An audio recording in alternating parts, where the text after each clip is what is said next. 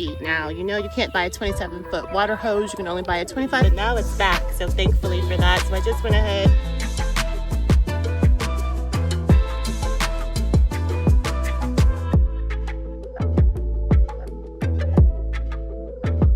Because I have this.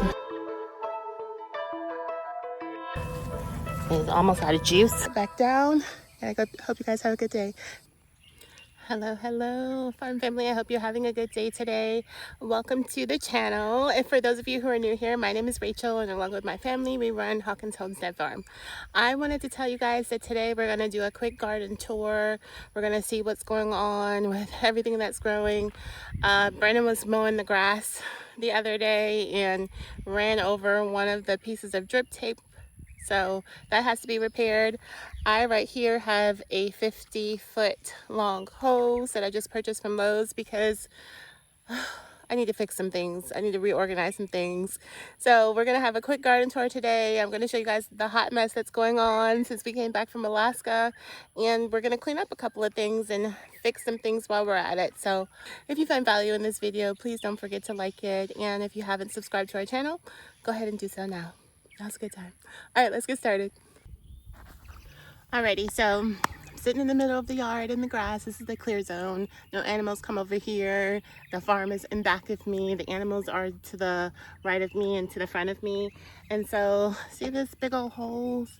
It's coming from the house. It's a 100-foot hose, and we did have 2 of these hooked up for our drip tape line. Now, that was way too much hose. Every time Brandon would cut the grass, he would have to move the big hose out of the way. And so I didn't measure it accurately probably, but I did measure it, and I came up with about 27 feet. Now, you know you can't buy a 27-foot water hose. You can only buy a 25-foot one or a 50-foot one. So I went ahead and leaned on the air of caution and bought a 50-foot hose. So what I'm gonna do is go ahead and hook these 2 babies up. I hope. That one's not gonna fit. Oh, I might need an adapter. I'm gonna have to hook these 2 babies up so that I can, oh no, it's fine. So that I can get the drip tape going again, because it's just too much me trying to water the garden. So just got that one hooked up from that side. We're gonna take it over to the other side where the drip irrigation begins, and then I'll show you guys from that side as well. Okay, so I got that all hooked up in there. Now here's the rest of the hose. All right, so straighten out the video. I still do have some give, but this was the hose that we were using before, this one. So that was way too much. I'm gonna wrap this one up and put it away. Okay, let's get a tour of what this garden looks like. You will find that there are lots of tomatoes growing. Oh, let me pull the camera back just a little bit. That right there is full of tomatoes. Now, remember, I said that we were out of town, so we were gone to Alaska. So these tomatoes look outrageously out of control. This right here is Thai basil. These, though, are weeds. So let's get those up out of there. Lots and lots of tomatoes, and I've actually got some more tomatoes that are growing between the porch and one of my trays. We do have some more tomatoes down in there. That one's getting a little bit of color right there. That one looks good. Happy about that. And the variety of these tomatoes I don't remember, because these were free seeds that I got when I went to the farmers conference in January. And so I just went ahead and planted a bunch of these just to see how they would grow. And they grow wild. Not really, but it's more because I haven't been taking care of them because we haven't been here. But they're growing lots of tomatoes, and that's what matters. I'm gonna come down here so you guys can see. We do have a bunch of these happening right here. And see if I can get that. A bunch of these happening as well. Right there, that bug now Keep the camera steady. I've been out here a couple of times with soapy spray and tried to take care of them because they took this plant right here out, and they took this plant right here out. So I've been trying to do as much as I can with the soapy spray, but you can't. The soapy spray that I use has essential oils in it, and so I can't spray it in full sun like this because or else it will kill the plant. So I can only do it at night. So I have to make sure that I take care of those. But you can see too that I've got some, oh, let me put the camera back, some humongous zucchini down in there that I do need to grab, but I'm not going to grab it without my gloves. If you guys remember from the fall, we cleared all of these weeds out. My daughter Brooklyn was out here with my husband and I, and there is actually a box under there, I promise. It's under there. We cleared all of these weeds out, and this box is filled with onions as well. So this is one of the things that I'm going to be working on today, is trying to get these boxes cleared out. And what I think I'm going to do after that is just close them up. I'm just going to plant in the ground with the rest of the things that I have because I've got plenty of space in the ground. I'm going to close these boxes up to hopefully kill all of the weed seeds completely, 100%. I've got some Swiss chard growing right there, but there are onions in here. I promise there are onions in here. Swiss chard, but it's too much. So you can see like some of it is starting to get disease, some of it's got some wilting happening, so I have to clear that Swiss chard up, and that'll be fine because the chickens and the pigs will love that for sure. This right here with the big soil 3 bag on it is a box that I was using in the video a couple of videos ago where I showed you us planting the potatoes in the ground. So this is the box that we were filling up. This is the box that I was originally going to use to plant potatoes in, but I wanted to make sure that the ants were already dead, all the way completely dead before I used it. And so I've just been keeping it covered up because you can see, like while we were gone, it was raining profusely and tons of weeds, tons of bugs everywhere. Coming over here, this is the original Vigo garden bed that I harvested potatoes out of last year and also this year, and we got 12 pounds of potatoes out of here. Now let me tell you guys something about that. I thought that I ordered, well I did, there is no I thought. I ordered three different varieties, 5 pounds each, right? Well, I got a box in the mail from Johnny's with no explanation, and it was full of potatoes, and I was like, why do I have this box of potatoes here? I called up Johnny's and they said, oh, your potatoes were short and we couldn't fulfill all of them, so here's all of these. And they gave me a whole nother box of red Norland. Now I didn't measure them or weigh them, so I don't know exactly how much is in there. So I thought that I planted about 3 pounds of potatoes in here because I still had some that I planted in the ground afterwards, but who knows how much I actually planted. It might have only been 2 pounds, but anyways, we yielded just over 12 pounds of potatoes out of this box. So that was good.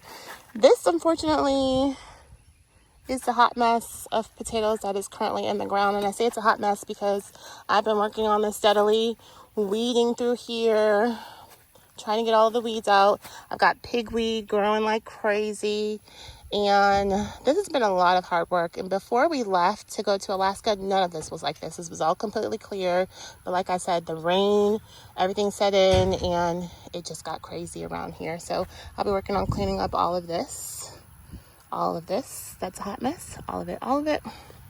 And if I come over to these boxes, and let me get close so that you guys can see what I'm talking about. Remember I said that I was planting garlic in these boxes and that I didn't know if I was going to get garlic, but I can definitely get the garlic scapes. Well, last night I came out here and I harvested all of the garlic scapes there in the house. I will try to insert a picture into the video so that you guys can see it, and I'm going to go start harvesting them down. But the thing about it is that the garlic scapes were starting to flower and the flowers were starting to open, and when that happens they can lose all of their flavor and they won't be that good anymore. So it's really important that I came in here and tried to do that as quickly as possible. And so you'll still see like where the garlic is in the ground, but I literally did this last night when it was getting dark. And so you'll find the same kind of over here as well. But I do have some weeds in here that I definitely need to pull out.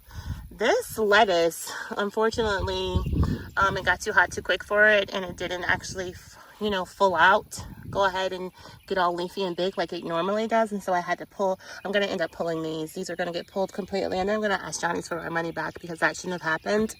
And then this is one of the garlics that scapes that I pulled off of these, and this variety right here is the elephant garlic. I do remember that. And so then again, we have these boxes. I promise you there's a box under there. It's got onions in it that's full of that crabgrass or whatever that is. And then the same thing with these two. Now this one I was pulling the onions out of, so I don't know how many is actually left in there.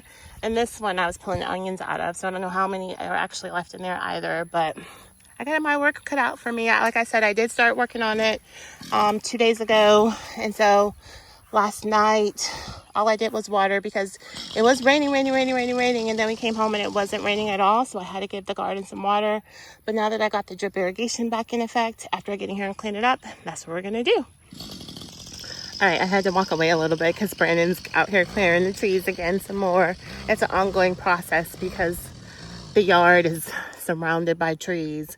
So, anywho, I'm gonna spare you guys all of the hard work that I'm going to be doing. You know, if I do find some potatoes or something good that I think you should see, I'll show you that. But you guys don't really want to see me pulling weeds and sweating and all of the things, right? You've seen that before anyways. And so maybe I will share with you guys how I go in and trim up the tomatoes. But they definitely need a good prune, but I don't have any pruning shears. I'm going to be using scissors. Don't tell anybody, but that's all I have, so that's what I'm going to use. Actually, I just came from Lowe's too, and I bought this water hose, so I could have got some pruning shears, but I just now crossed my mind as I'm saying this on this video. But there's one more thing that I want to show you guys in the garden that I haven't shown you yet, and then I'm going to get to work. Hold on. All right, that's the feed for the drip irrigation. Remember I said I was going to show you this craziness with the cucumbers? We've been getting so many cucumbers, it's been like outrageous. And so there's the big one that's kind of just right there. There's another one right in here, if you guys can see it. There's two in there. There's one growing right here. It looks like it's a little bit overgrown though because it's yellowing. I see another yellow one down in there. So I'm gonna try to make some sense of all of these cucumber vines, and I'm going to pick the ones that are overgrown. And the next video that I make in the house will be pickling cucumbers. So stay tuned for that, but let me go ahead and get to work and I'll talk to you guys in a little bit. All right, let me give you some progress. Don't laugh at my mosquito net. It really works. If you live in the South, the gnats, you can even see them like swirling around my head, are terrible. So this really works. I also have to put on bug spray for the mosquitoes, but I just don't put any bug spray on my face and neck area because I have this net, and it works really, really well. You just tighten this thing up and keep it down, and you can keep working. Amazon, that's where I got it from, Amazon. So I don't have any affiliate links or anything like that, but you know, if you want to get you a good bug net to work in the garden, here it is, Amazon. Okay, let me show you guys a little bit of the progress, and then we'll go ahead on and prune the tomatoes. Okay, so it's not completely weeded, but it's weeded as much as I could weed it. And then Brandon came through and helped me heal up what is left of some of these. Some of these are just looking quite pitiful, like that one, but some of them are really big plants. Unfortunately, there was a lot more potatoes that were exposed than I knew, but we got them all mounded up, all healed up, and got these cucumbers. I'm gonna have to cut these back as well because there's just too many vines going everywhere, and so I have to find the main vines over here and kind of figure that portion out. But they're no longer all entangled in the potatoes like they were, so that's progress as well. I got the majority of the big yellow cucumbers up out of here, and those I'll take in the house and we'll use those for pickles. But I just wanted to show you guys some progress. that was made so far. And you can see this area right here got cleaned up pretty well.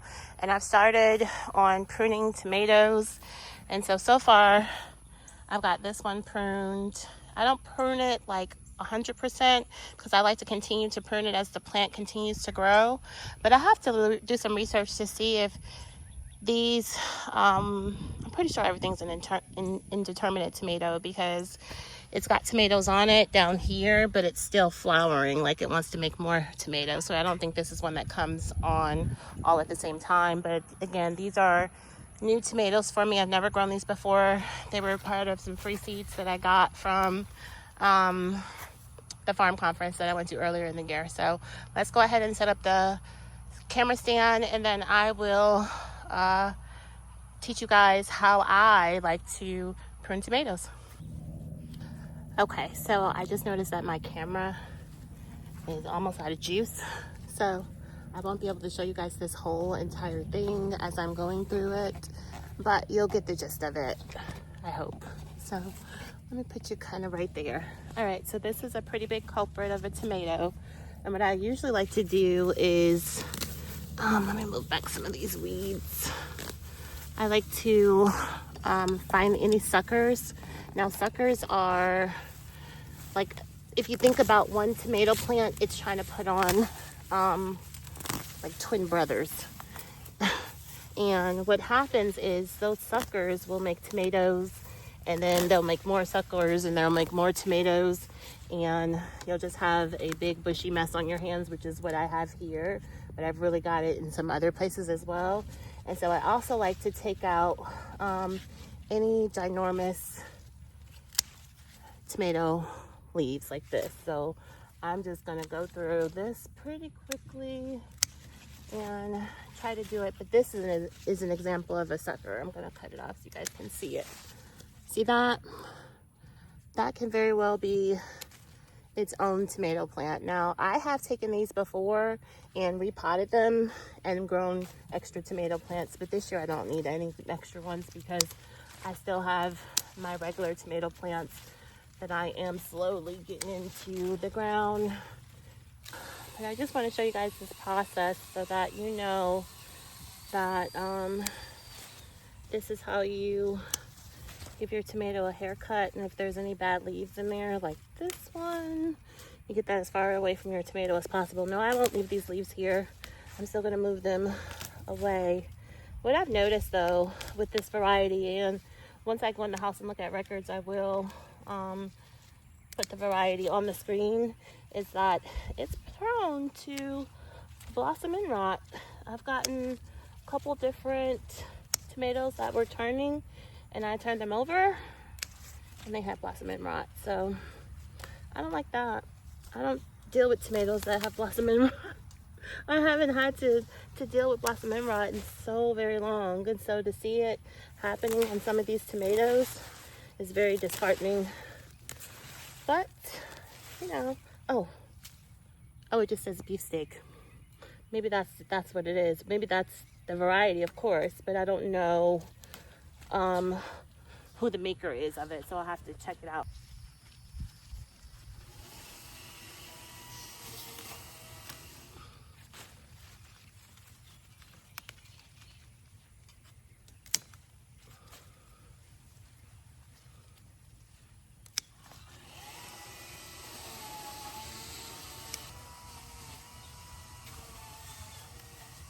Whew, finally got one that's getting a little bit of color.